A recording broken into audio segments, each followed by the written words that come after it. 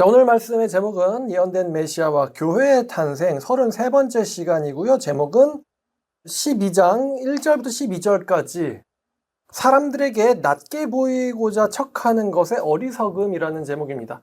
사람들에게 낮게 보이고자 척하는 것의 어리석음이 제목입니다. 자, 누가복음 12장 1절부터 보겠습니다. 자, 오늘 말씀도 중요하다라고 미리 말씀을 드립니다. 자, 그동안에 무리 수만 명이 모여 서로 밟힐 만큼 되었더니, 자, 그 예수님을 따르는 사람들이 굉장히 많아져서 문자 그대로 서로의 발을 밟을 정도로 사람들이 많이 몰렸다라고 합니다. 그러니까 수만 명이 모였다는 것이죠. 이 무리들이 예수님에 대해서 상당히 긍정적인 무리들이지만, 자, 근데 예수님은 이 무리들을 의지하시지 않습니다. 이 무리들은 나중에 예수님이 십자가를 지시게 될 때 아무런 도움이 되지 않습니다. 예수님을 도와주려고 하지 않습니다. 단지 구경꾼이죠. 혹은 이들 중에 상당수가 예수님을 저주하고 돌아섭니다. 예수님은 군중들의 그 마음을 알고 계셨기 때문에, 자, 따라서 우리가 사람들에게 굉장히 지지를 받게 될 때 사람들의 인기에 의지하지 마라. 또 사람들의 인기에 자만하거나 취하면 안 된다. 취하면은 이제 거짓 선지자의 길을 가게 되겠죠. 이렇게 많은 사람들이 날 지지해 주니까. 나중에는 사람들의 인기를 위해서 발언하는 사람이 되게 돼요. 그래서 사람들의 인기에 자만하거나 취해서는 안 된다. 진실된 선지자는 인기가 있을 때 역시 또 조심해야 될 것 같습니다. 그러니까 승리 후에 이 복병이 있거든요. 도취감. 여기에 또 사람이 갑자기 쓰러질 수 있기 때문에 조심해야 돼요. 자, 근데 예수님께서 하신 말씀이 바로 바리새인의 누룩 곧 외식을 주의하라라고 말씀하셨습니다. 자, 외식을 주의하라. 여기서 외식으로 번역된 단어는 사실은 위선이죠. 위선. 바리새인의 위선을 주의하라라고 말씀하셨는데 이제 외식이라고 번역을 했어요. 자, 외식, 위선. 이게 뭐냐면은 척이나 체하는 겁니다. 뭐뭐인 척, 뭐뭐인 체하는 거. 그러니까 남들에게 자신이 낮게 보이기 위해서 꾸미는 거, 낮게 보이기 위해서 척하거나 체하는 것을 이 위선이라고 합니다. 그 13장의 이 문맥에서 여러분 기억하실 거예요. 예수님이 바리새인의 집에 초대가 됐는데 바리새인이 예수님이 손 씻지 않는 것을 보고 지적을 합니다. 그러니까 예수님께서 사실 더러운 건 마음에서부터 나서 사람을 더럽힌다. 그리고 율법 규정에서는 제사장들이 제사를 드릴 때를 제외하고, 그리고 또 부정한 자의 이제 문제를 제외하고선 일반인들이 식사 전에 손을 씻어야 된다라는 규칙이 없거든요. 근데 제사장들이 하는 규칙을 갖다가 자기들의 전통을 가져다가 이거를 율법화 시켜가지고 사람들에게 무거운 짐을 지어주는 그 당시에 이 종교인들의 유대교인들의 위선을 예수께서 지적을 하시단 말이에요. 그러면서 이 문제, 이제 바리새인의 위선을 조심해라라는 말씀을 하신 거거든요. 그러니까 바리새인들이 남들에게 자기가 낮게 보이려고 척하는 것을 조심해라. 이게 사실은 이제 문맥입니다. 근데 바리새인들의 위선을 예수께서 지적하심으로써 또 바리새인들의 분노도 더욱더 쌓이게 됐겠죠. 예수께서 이 경고를 제자들에게 하셨는데, 여러분, 위선은 전염성을 갖고 있습니다. 그러니까 바리새인들만 위선적이면 걔는 뭐 경고할 필요가 없죠. 근데 예수께서 제자들에게 경고를 하셨어요. 그 얘기는 어떤 사람의 위선이 주변 사람들에게 전염된다는 겁니다. 우리가 흔히 어떤 종교단체, 특히 교회에서 담임 목사님 흉내를 많이 내는, 그러니까 사람들이 어느 교회를 오래 다니잖아요. 그러면은 담임 목사 흉내를 냅니다. 부목사가 담임 목사 흉내를 내고 거기에 이제 신자들도 담임 흉내를 내기 시작해요. 그러면서 이제 자기 자신을 이제 꾸미기 시작하죠. 저도 사실 교회를 다닐 때 옛날 이야기입니다. 제일 이제 힘든 것 중에 하나가 거기 있는 청년들이 꾸미는 거예요. 내가 사회에서 이제 세상에서 놀 때는 저런 류의 사람들이 많이 없었는데 이제 이런 말씀 드렸잖아요. 이 사람들이 관심 가진 거는 사실상 제가 옛날에 세상에서 관심 가진 거랑 사실 똑같았단 말입니다. 그들의 말을 들어보면. 근데 세상 애들은 솔직해요. 오늘 누구 만나고 싶다. 오늘 약속 잡고 싶다. 뭐 하고 싶다. 솔직합니다. 근데 이 사람들은 아니에요. 그런 말을 대놓고 하질 않습니다. 근데 이들이 개인적으로 하는 대화는 이 사람들이 원하는 건 똑같다는 거예요. 그래서 형제님 그렇게 말씀하시면 좀 너무 노골적이지 않나요? 뭐 이런 식의 태도들 좀 이게 힘들어요. 이런 사람들이 많이 모여있다 보니까. 자, 그래서 위선이 전염이 돼요. 뭔가 한국 교회 내에서, 특히 요즘에 한국 교회 전체 내 이런 게 퍼져 있는 것 같거든요. 한국 교회가 그들의 그 거룩성은 실제로 그만큼 수준은 아닌데, 교회 다니면은 이런 태도를 가져야지라는 어떤, 이제 이걸 위선이라고 해야겠죠. 근데 요즘에는 또 세상 사람들도 교회 다니는 사람들이 위선을 부린다라는 것을 꽤 간파를 하고 있는 것 같아요. 이런 부분. 자, 그래서 사람들에게 자신이 더 낮게 보이려고 바리새인들이 열심히 손을 씻고 나는 쟤네들보다 의로워. 근데 예수님은 그런 위선을 조심해라. 사람들보다 낮게 보이고자 하는. 사실 실제로는 그렇지 않고 악하고 더러우고 부정한데 말입니다. 자, 2절 말씀. 감추인 것이 드러나지 않을 것이 없고 숨긴 것이 알려지지 않을 것이 없나니. 자, 이 말씀은요, 이제 구약의 잠언입니다. 근데 잠언인데 이게 66권 중에 하나인 잠언 성경이나 아니면은 한 구절을 인용하신 게 아니에요. 구약 성경 전반에 걸쳐서 하나님께서 사람의 은밀한 것을 드러내신다라는 구약의 사상, 하나님께서는 사람의 은밀한 것을 드러내신다라는 구약의 사상을 예수께서 요약적으로 말씀하신 게 이 누가복음 12장 2절 말씀입니다. 자, 여러 말씀들이 요약이 되었지만 시편에서도 나오고요. 그런데 가장 이제 대표적인 말씀이 뭐가 있을까요? 전도서 12장 14절 말씀입니다. 자, 전도서 12장 14절. 하나님은 모든 행위와 은밀한 일을 선악간에 심판하시리라. 요즘에 참 정치 얘기하고 싶진 않지만요, 여러분들이 다 알고 있기 때문에 좋은 예가 되겠죠. 자기들끼리 누구를 만났는지, 뭐를 주고받았는지 이런 게 막 다 드러나고 있잖아요. 그래서 사람들이 뭐 감옥에 간다거나 수사를 받는다거나 참 다 드러난다.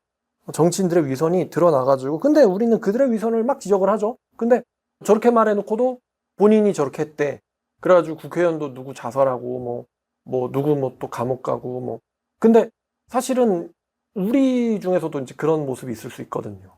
자, 하나님께서는 사람의 모든 속마음을 아신다는 거, 그리고 심지어 그 은밀한 것들을 드러내고 나타내시는 분이시기도 하시다는 거, 요게 이제 누가복음 12장 2절입니다. 드러나지 않을 것이 없나니. 자, 그래서 이들의 은밀한 부정적인 것들이, 자, 이거 너희가 어두운 데서 말한 것이 모든 것 위에 강명한 데서 들려지게 될 것이고, 너희가 골방에서 그에 대고 말한 것이 지붕 위에서 들리게 될 것이다. 바리새인들의 위선을 지적하시면서 하신 말씀입니다. 자, 근데요, 우리가 사실 이 비슷한 말씀을 마태복음에서도 본 적이 있거든요. 마태복음. 근데 마태복음에서는요, 예수님께서 이제 제자들에게 말씀을 전한 거, 그리고 제자들이 복음을 받았을 때 그 복음을 내가 너에게 말한 것을 너희들은 지붕에서 선포해야 된다. 이런 의도로 사용이 됐어요. 마태복음에서는 복음을 당당하게 너희들은 큰 소리로 공개적으로 전파해야 한다라는 의도로 마태복음에서는 이 말씀이 사용됐거든요. 근데 누가복음에서는 바리새인들의 위선이 밝혀지게 될 것이다 라는 뜻으로 사용됐습니다. 강조점이 좀 달라요. 자, 근데 복음을 공개적으로 전파하지 못하는 거나 아니면 내가 남들에게 낮게 보이고 싶어서 나 자신을 꾸며서 위선으로 외식하는 거나 사실은 어떤 공통점이 있어요. 몇 가지 공통점이 있는데 그게 뭐냐면은 바리새인들이 외식이라고 하는 이 전염되는 누룩을 가진 이유는 사람들에게 잘 보이고 싶은 욕구죠. 근데 이게 비슷한 점이 또 뭐가 있냐면은 내가 복음에 의해서 박해를 피하려고 할 때 이것도 바리새인들이 위선 떠는 것과 비슷한 공통점을 가집니다. 내가 크리스찬으로서 박해를 피하고자 뭐뭐한 척하는 거, 마치 진보적인 척, 직장에서, 친구들 사이에서, 학교에서, 반에서, 어떤 커뮤니티에서 크리스찬이라고 놀림을 받거나 혹은 이제 이 당시에는 정말로 대놓고 박해를 했으니까 우리가 이제 예를 들어서 베드로를 볼 수가 있겠죠. 베드로도 유대인들에게서 지적당하고 싶지 않아서 자기는 유대인인 척 하고는 또 이방인들이 있을 때는 또 되게 진보적인 척 하다가 이제 바울한테 잡혔죠. 또 비슷해요. 사람들에게 고통을 당하고 싶지 않거나 혹은 내가 더 잘나고 낮게 보이고 싶어서 위에 있다고 느끼고 싶어서 나를 꾸미는 거, 요게 공통점이에요. 누가복음은 한마디로 잘난 척을 지적하는 거고, 잘난 척이라보다 이제 위선을 지적하는 거고, 마태복음은 비겁을 지적하는 거예요. 둘 다 공통점은 같습니다. 자, 그래서 예수님의 말씀은 이거예요. 박해를 피하고자 하는 두려움이 너희를 거짓말쟁이로 만들려고 할 것이다. 그러나 너희들은 인간의 위협에 두려워하지도 말고 바리새인처럼 위선자가 되지도 마라. 이렇게 말씀하고 계신 것입니다. 자, 12장 4절을 보니까 내가 내 친구 너희에게 말하노니. 예수님께서는요, 예수님 자신을 위해서 박해를 감당하려는 자들을 뭐라고 불러주시냐면은 친구라고 불러주십니다. 내 친구, 예수님의 친구인 너희에게 말한다. 몸을 죽이고 그 후에는 능히 더 못하는 자들을 두려워하지 말라. 그러니까 인간은요, 현세에서만 고통을 줄 수 있죠. 근데 그 사람이 만약에 죽어서 시체가 되면 더 이상 인간은 그 시체에게 고통을 줄 수 있는 방법이 없습니다. 근데 하나님은 그렇지 않아요. 5절을 보면 내가 마땅히 두려워할 자를 너에게 보이리니 곧 죽인 후에 지옥에 던져넣는 권세 있는 그를 두려워하라. 내가 참으로 너에게 이르노니 그를 두려워하라. 그러니까 우리 하나님은 현세에서뿐만 아니라 여러분들이 죽고 나서 지옥에서도 여러분들에게 고통을 가하고 여러분들에게 형벌을 가하실 수 있는 분이 바로 하나님이십니다. 그러니까 인간들은 현세에서만 너에게 고통을 줄 수 있겠지만 하나님은 현세뿐만 아니라 지옥에서도 영원한 고통을 너희에게 주실 수 있는 분이시다. 그렇다면 너희들은 인간과 하나님 중에 누구를 더 두려워해야 하겠는가? 되게 겁쟁이라도 간단한 문제죠. 만약에 앞에서 인간이 칼을 들고 화를 내고 있는 모습이 있는데 그 뒤에서 하나님께서 지옥을 보여주시면서 불칼을 들고 분노하고 계시는 모습을 본다면, 동시우락을 본다면요, 어느 쪽이 낫냐? 차라리 인간 쪽에게 당하는 게 영원히 낫다는 거예요. 인간은 육체 고통을 주고 나서 더 이상 할 수 있는 게 없으니까. 그러시면서 예수님이 자 6절 참새 5마리가 두 아사리온에 팔리지 아니하냐. 자, 여기서 참새 5마리가 두 아사리온에 팔린다고 했는데 이 한 아사리온이 얼마인지 제가 이제 계산을 했더니 6,000원인데 그럼 5마리가 두 아사리온이니까 12,000원이거든요. 한 마리는 약 2,500원입니다. 참새 한 마리는 약 2,500원. 야, 그래도 생명인데 2,500원에 거래가 되고 있어요. 그러니까 이 참새 한 마리가 사람들에게 있어서 어떻게 여겨진다는 거예요? 참새의 생명이. 귀하다, 하찮다. 굉장히 하찮게 여겨진다는 거거든요. 근데 지금 왜 참새가 거래가 되나? 이것도 궁금한데 참새는 매우 매우 가난한 자들의 속죄 제사, 의식으로 사용이 되기도 하고 이제 매우 매우 가난한 자들의 단백질 섭취, 음식으로 사용되기도 합니다. 도대체 뭘 먹을 수 있는지 모르겠지만 그렇다는 거예요. 근데 예수께서 이렇게 말씀하세요. 하나님은 그 5마리 참새 중에 한 마리도 잊어버리시지 않으신다. 우리가 마음대로 참새에게 덫을 놓고 그것을 사로잡아서 사고 팔고 요리해서 먹고 죽이고 한다 할지라도 하나님 앞에서는 그 무의미하게 죽임당한 것 같은 참새 한 마리도 기억되신다는 거예요. 기억된다. 하나님께서는 기억하신다는 거예요. 하찮은 동물 한 마리조차도 하나님께는 무관심의 대상이 아니시다. 자, 한 군데 보죠. 시편 104편입니다. 제가 요 말씀 보고는 좀 감동을 받았었는데 시편 104편 10절입니다. 우리는 그냥 뭐 먹이 사슬이지, 자연 생태계지 이러지만요. 시편 104편 10절을 보면 여호와께서 샘을 골짜기에서 솟아나게 하사 또 산 사이에 물을 흐르게 하사 각종 들짐승에게 마시게 하시니 들나귀들도 해가라며 공중의 새들도 그 가에서 깃들이며 나뭇가지 사이에서 지저귀는도다. 또 그가 그의 누각에서부터 산에 물을 부어주시니 주께서 하시는 일의 결실이 땅을 만족시켜 주는도다. 하나님이 가축을 위한 풀과 사람을 위한 채소를 자라게 하시며 땅에서 먹을 것이 나게 하셔서 사람의 마음을 기쁘게 하는 포도주와 사람의 얼굴을 윤택하게 하는 기름과 사람의 마음을 힘있게 하는 양식을 주셨도다. 여호와의 나무에는 물이 부족하며 곧 그가 심으신 레바논 백향목들이로다. 새들이 그 속에 깃들이며 학은 잣나무로 집을 삼는도다. 높은 산들은 사냥을 위함이요 바위는 너구리의 피난처로다. 여호와께서 달로 절기를 정하시며 해는 그 지는 때를 알도다. 주께서 흑암을 지어 밤이 되게 하시니 산림의 모든 짐승이 기어 나오나이다. 젊은 사자들은 그들의 먹이를 쫓아 부르짖으며 그들의 먹이를 하나님께 구하다가 해가 돋으면 물러가서 그들의 굴 속에 눕고 사람은 나와서 일하며 저녁까지 수고하는도다. 여호와여 주께서 하신 일이 어찌 그리 많은지요. 주께서 지혜로 그들을 다 지으셨나에 주께서 지으신 것들이 땅에 가득하니이다. 거기에는 크고 넓은 바다가 있고 그 속에는 생물 곧 크고 작은 동물들이 무수하리이다. 그곳에는 배들이 다니며 주께서 지으신 리어야단이 그 속에 노나이다. 이것들은 다 주께서 때를 따라 먹을 것을 주시기를 바라나이다. 주께서 주신즉 그들이 받으며 주께서 손을 펴신즉 그들이 좋은 것으로 만족하다가 주께서 낯을 숨기신즉 그들이 떨고 주께서 그들의 호흡을 거두신즉 그들은 죽어 먼지로 돌아가나이다. 주의 영을 보내어 그들을 창조하사 지면을 새롭게 하시나이다. 여호와의 영광이 영원히 계속할지며 여호와는 자신께서 행하신 일도로 말미암아 즐거워하시리로다.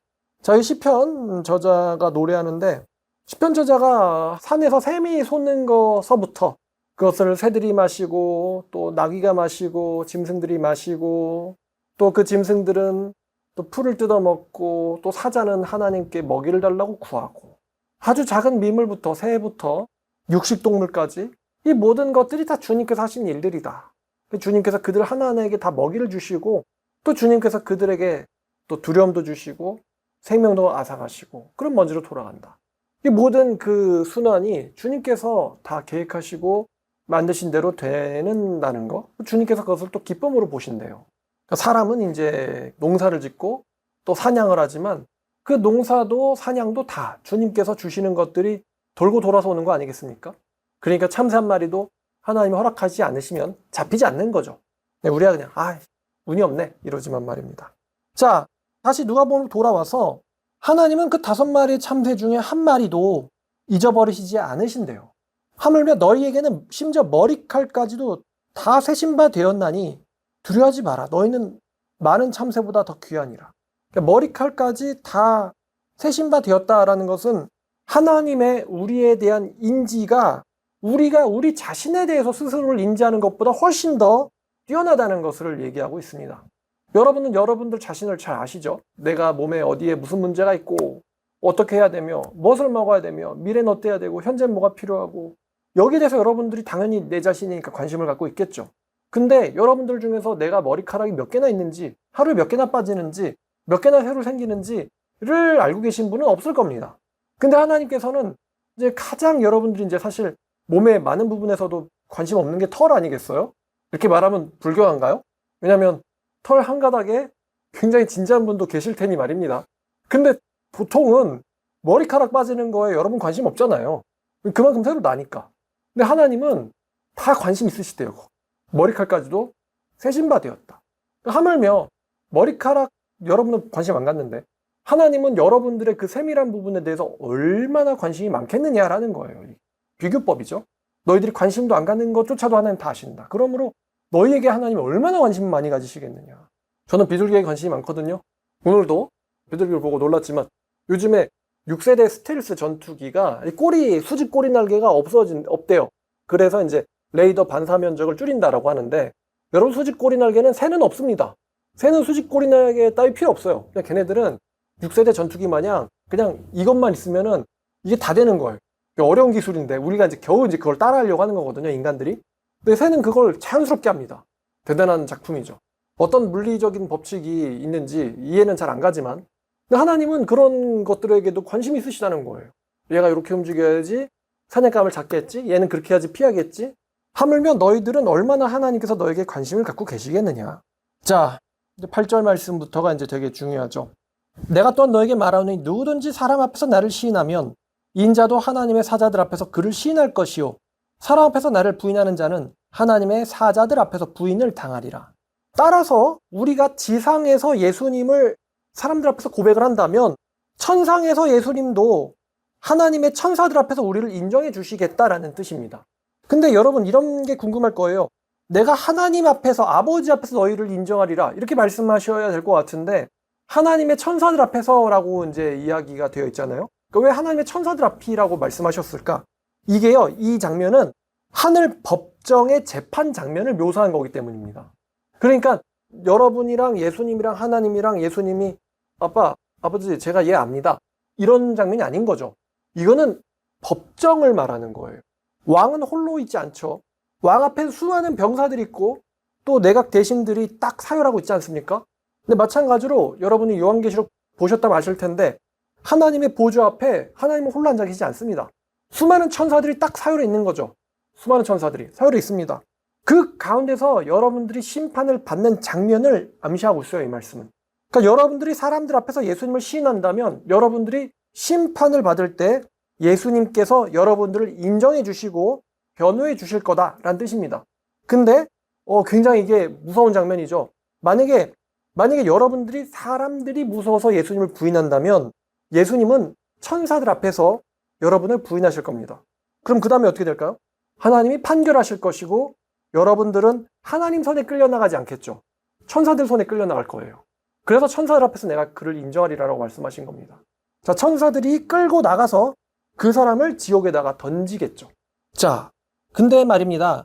이 5절 말씀은 말입니다. 죽인 후에 지옥에 던져넣는 권세, 이 말씀을 좀 보면은 지옥이 있다는 걸 전제로 할까요? 없다는 걸 전제로 할까요? 지옥이 있다는 걸 전제로 하고 있죠. 어떤 이제 거짓 선지자들은 지옥이 없다. 지옥은 예루살렘에 있는 뭐 쓰레기장을 가리키는 거다. 이렇게 해석하는 사람도 있죠. 예루살렘에 있는 쓰레기장이 이제 게헨나다. 이렇게 주장하는 사람들이 있고, 어떤 사람들은 또 하나님이 사랑인데 지옥이 있을 리가 없다. 지옥은 마음의 고통을 가리키는 것이다. 이렇게 말하는 사람들이 있습니다. 마음의 고통, 마음의 괴로움. 기독교를 믿지 않을 경우에 생기는 마음의 괴로움. 이런 주장을 하는 사람들이 있는데 잘 봐요. 근데 지옥을 쓰레기장이라고 주장을 하든 아니면 지옥을 마음의 괴로움으로 주장을 하든 문맥과 맞아요? 죽인 후에 예루살렘에 있는 쓰레기장에 던져 넣는, 이게 말이 됩니까? 죽인 후에 마음의 괴로움에 던져 넣는, 해석이 됩니까? 안 되죠. 이건 명백히 영원한, 우리가 알고 있는 영원한 불못의 세계를 가리키죠. 지옥이 없다고 생각하면은 살기 편할진 모르겠지만 성경은 결코 그것을 지지하지 않습니다. 자, 그 다음 10절. 누구든지 말로 인자를 거역하면 사하심을 받으려니와, 예수님을 거역한 자는 용서를 받을 수 있지만 성령을 모독하는 자는 사하심을 받지 못하리라. 그러니까 예수님을 모독하는 건 예수님 자체를 대상으로 하는데, 성령 모독의 경우는 이제 뭐랑 관련이 있냐면 복음과 구원과 관련이 있습니다. 복음과 구원과 관련이 있어요. 그래서 성령을 모독하는 건 사실은 구원 사역을 멸시하는 거예요. 복음을 멸시하고 구원 사역을 멸시한다. 그래서 본인 스스로가 이제 이런 뜻입니다. 성령을 모독하는 게 하나님께서 성령 모독죄만큼은 용서해 주지 않을 거야, 이렇게 해석을 해도 되지만요, 복음을 멸시하는 자들은 구원 사역을 스스로가 멸시하는 거기 때문에 본인 스스로가 회개와 구원에 대한 가능성을 스스로 차단해 버리는 거예요. 본인이 회개할 기회를 스스로 차단해 버리는 거. 그래서 성령 모독죄는 사하심을 받지 못한다라고 말씀하신 거예요. 여러분 잘 생각해 보세요. 본인이 뱉어서는 안 되는 말과 해서는 안 되는 행동들을 함으로써 본인이 회개할 수도 있는 가능성을 스스로 차단해 버리는 거예요. 있지 않습니까? 예수님이 말 못하는 벙어리 귀신을 쫓아냈을 때 바리새인들이 예수님한테 뭐라 그랬냐면은, 저자는 귀신들의 왕의 힘입어서 귀신을 쫓아낸다라고 말을 했어요. 근데 그 말을 지금 여러 사람이 듣지 않습니까? 그러니까 나 혼자 안 믿고 그만이 아니에요. 다른 사람들도 못 믿게 하려는 의도가 있죠. 그러니까 자기도 못 들어가고 남들도 못 들어가게 하려는 거예요. 성령 모독죄는 구원 선포랑 관련이 있습니다. 자, 11절. 사람이 너를 회당이나 위정자나 권세 있는 자 앞에 끌고 가거든 어떻게 무엇으로 대답하여 무엇으로 말할지 염려하지 마라. 자, 이 말씀은요, 2000년 전에 박해 당시를 예언하신 건데요. 2000년 전 당시에 크리스찬들이 베드로나 스데반처럼 유대인들의 공회에 끌려가기도 하고, 혹은 또 사도 바울처럼 로마의 재판정에 끌려가기도 했습니다. 그러니까 여기 회당이나 위정자나 권세 있는 자 이렇게 말씀하셨죠. 그리고 이 상황은 앞으로의 이제 환란 때가 오면 상당수의 크리스찬들이 처해지게 될 상황도 암시합니다. 2000년 전에만 있었고 이건 끝이야, 이게 아니라는 것이죠. 12절. 마땅히 할 말을 성령께서 그때 너희에게 가르쳐 주시리라. 자, 12절. 그때가 되면은 성령께서 할 말을 가르쳐 주신다. 이제 우리의 현실 상황으로 오면 전도를 하다 보면은 여러분들이 생각지도 못한 놀랄 만한 말을 이제 하게 될 수 있거든요. 저는 가끔 그런 걸 경험을 합니다. 크게 이제 말을 준비하지 않았는데도 생각지도 못한 놀라운 말이 나갈 때가 있는데요. 근데 전도를 오래오래 하다 보면 그런 말들이 이제 선포가 점점점 발전을 하겠죠. 내가 어떻게 이런 말을 할 수 있었지? 싶을 정도로 발전을 하게 됩니다. 예수님의 제자들은 평생에 걸쳐서 전도자로서 훈련을 합니다. 따라서 이제 하나님께서 그랬잖아요. 허락하지 않으면 참새도 죽지 않는다고. 박해도 하나님이 허락해야지 하시는 거거든요. 허락해야지 박해가 일어나요. 그 전도자들의 목숨이 땅에 떨어지는 그때, 이제 주님의 허락하신 때죠. 그때가 되어서 사람들이 박해하는 재판정에 그 전도자들이 끌려가게 될 상황에 이미 그 전도자들은 굉장히 성숙한 모습을 갖지 않겠습니까? 그러니까 스데반이 갑자기 그렇게 성경에 기록될 만한 놀랄 만한 선포를 혹은 변론을 한 게 아니에요. 스데반은 평상시에 복음으로 전도를 해왔고요. 너무나도 이 사람의 그 영향력이 커져서 또 선포가 유려해지고 화려해지고 유대인들에게 영향을 미치니까 반대하는 박해자들이 이 사람을 죽이지 않으면 안 될 정도로 스데반이 성장을 한 거예요. 그러니까 스데반의 그 선포가 가만히 있던 사람에게 갑자기 성령이 주셔가지고 말이 탁 터진 게 아니라는 것입니다. 하나님은요, 그 사람의 경험과 지식과 배경을 사용하세요. 이게 사실 유기적 축자연감설이기도 하죠. 하나님은 사람의 인격과 지식과 경험을 쓰신다. 그만큼 발전을 한 거예요, 스데반이. 하루아침에 나온 게 아닙니다, 순교자가. 자, 따라서 이들이 박해를 당해서 목숨이 떨어질 그 당시는 그럴 때가 오면 그 사람들은 이미 전도와 선포의 전문가가 되어 있을 것이므로 그들이 위기에 처했을 때 그들이 할 말을 누가 하시냐면은, 누가 공급해 주시냐면 성령께서 공급해 주신다라는 것입니다. 그런 말을 듣고도 귀를 막고 스데반을 죽였잖아요, 그 사람들이. 그게 그들의 증거가 되겠죠. 진리를 분명히 알고도 잘 모르면 박해해야 하네요. 못하죠. 잘 모르면 박해 안 합니다. 너무나 잘 아니까. 그 말이 찔림이 되어서, 너무 분해서, 그리고 귀를 막은 거예요. 더 이상 들으면 너무 무섭다. 사실 부정직한 거죠. 거기서 무릎 꿇고 회개할 수도 있는데 걔네들은 돌을 들어서 스데반을 쳤어요. 자, 오늘 굉장히 좀 무서운 말씀이었는데 말입니다. 누가복음은 사람들 앞에서 자기가 나아 보이려고 척하는 거에 대해서 이제 누가복음 지적을 해서 마태복음이 말하는 바 복음을 전할 때에 닥치는 상황으로 연결이 됩니다. 자, 근데 역시 이런 말씀 우리가 배울 때는 드는 생각이 이거죠. 과연 구원의 기준이 시대마다 다를 것인가? 지금 우리가 누가복음 말씀을 따르면 최후 심판 때 예수님께 변호당하는 사람들, 예수님이 아버님, 이 사람은 제 사람입니다. 심판당해서는 안 됩니다. 라고 예수께서 변호해 주시는 그런 사람들이 지상에서 어떤 인생을 살 것이 이제 전제되어 있나요? 사람들에게 뭔가 기쁨이 되려고, 박해를 피하려고 거짓말하고 외선하고 척하는 그런 인생을 살았을까요? 아니면 예수님을 위해서 사람들에게 예수님을 인정하고 사람들에겐 오히려 멸시와 심지어는 죽임도 당하는 인생을 살았을 것으로 두 가지가 있다고 했을 때 역시 드는 생각은 이게 구원의 길이 쉽지가 않구나. 쉬워요, 어려워요? 쉽지 않죠. 이러한 삶이 크리스찬들에게 요구되는구나.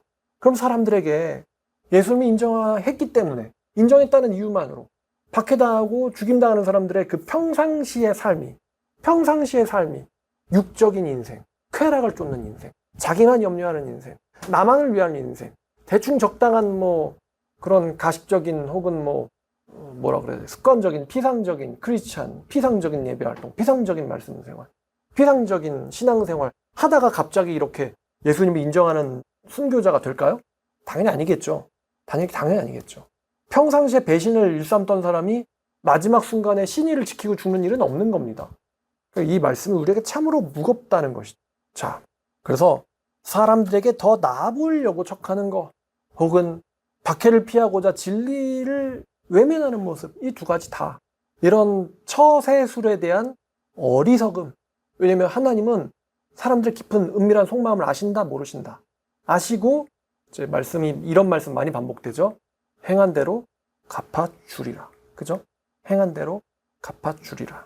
그러나 참새 한 마리도, 그리고 심지어 더 귀한 여러분들도 아버지께서는 다 알고 계시다는 것, 이것을 우리가 기억해야 될 것 같습니다. 기도하겠습니다. 하나님 감사합니다. 오늘 사람들 앞에서 나은 척하는 것에 대한 어리석음이라는 제목으로 말씀을 보았습니다. 우리가 얼마나 사회 가운데서 예수님을 외면하는 모습으로 살았는지 주님이 아실 겁니다. 주님, 우리가 위선 떨거나 외식하지 않게 도와주시옵소서. 또한 사람들에게 더 이제 인정받고 낫고 싶어서 척하는 모습들도 정말 우리가 우리 자신을 다시 한번 바라보고 진실된 사람으로 거듭날 수 있게 도와주시옵소서. 내면이 더 낫게 하시며 또 위급할 때에 진실된 크리스찬으로서 예수님의 사람답게 인정하고 살아갈 수 있도록 주여 도와주시옵소서. 우리의 인생, 우리의 건강, 우리의 육체, 우리의 죽음, 우리의 심판, 모든 것을 주님께서 주관하십니다. 주님과 함께 동행하는 저와 우리 또 말씀사랑교회 식구들 되게 해주시옵소서. 예수님의 이름으로 기도드렸습니다.